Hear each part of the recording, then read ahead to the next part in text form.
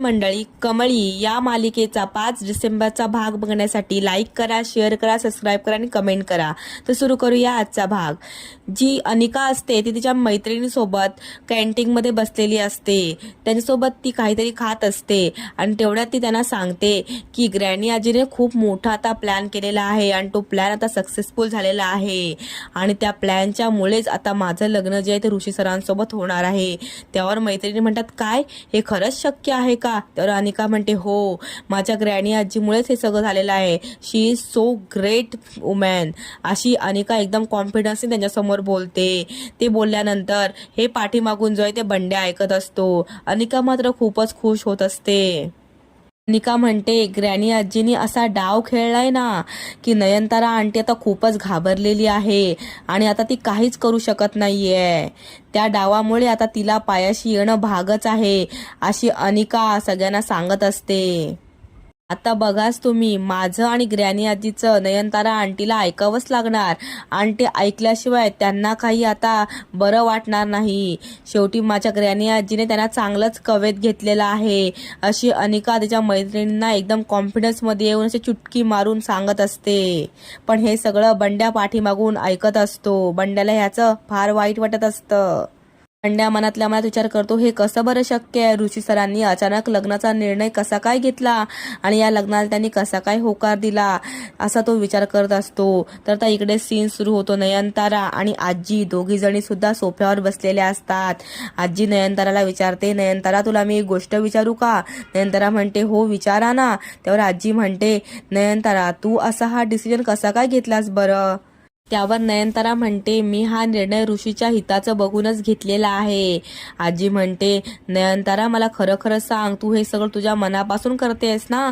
ह्यामध्ये तुझ्या मनाचा हिरमोड झालेला मला वाटत आहे, कारण तुझा चेहरा खूप पडलेला आहे. नयनतारा सर्व काही चेहरा लपवत म्हणते की नाही, मी हा निर्णय मनापासून घेतलेला आहे, ह्यातच ऋषीचं भलं आहे, असे नयनतारा आजीला सांगत असते. आजी म्हणते, मला मात्र हे पटत नाही नयनतारा, तू जे बोलतेस ते मला उगाच वरचं वरचं वाटत आहे. तुझ्या मनात काहीतरी वेगळंच आहे. तू मला खरं सांगशील का? अशी आजी नयनताराला बोलत असते. पण नयनतारा म्हणते, असं काही नाहीये.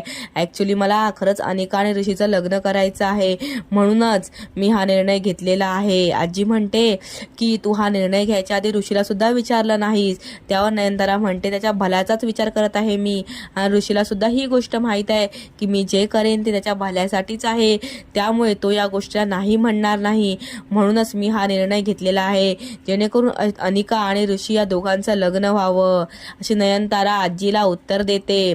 आजी मात्र अजून कन्फ्युजच असते. तिला कळत नसतं की नयनतारा नक्की खरं बोलते की खोटं बोलते. तिच्या मनात अजून काहीतरी दडलेलं आहे ते. आजी म्हणते, नयनतारा, ते कॉलेजचं जे प्रकरण झालं ना, त्या प्रकरणापासून तू तर त्या अनिकाचं तोंडही पाहत नव्हतीस, हे तर मला नक्की माहीत आहे. मग आता असं काय झालं की ज्यामुळे तुला अनिकाचं लग्न ऋषीसोबत लावून द्यायला लागतंय? अशी आजी नयनताराला प्रश्न करते. पण नयनतारा मात्र शांत असते. आजी म्हणते, काही तुझ्या मनात असेल ना तर सांग, कारण इतकी नावडती मुलगी असून सुद्धा ही तू तुझ्या मुलासोबत तिचं लग्न लावून देतेस, तुझी सून म्हणून तू तिला कबूल करतेस नयनतारा. तर मला नक्की काही रिझन असेल ते प्लीज सांग, अशा आजी नयनतारा बोलत असतात. नयनतारा मात्र एकदम शांत असते. ती काहीच रिप्लाय देत नसते.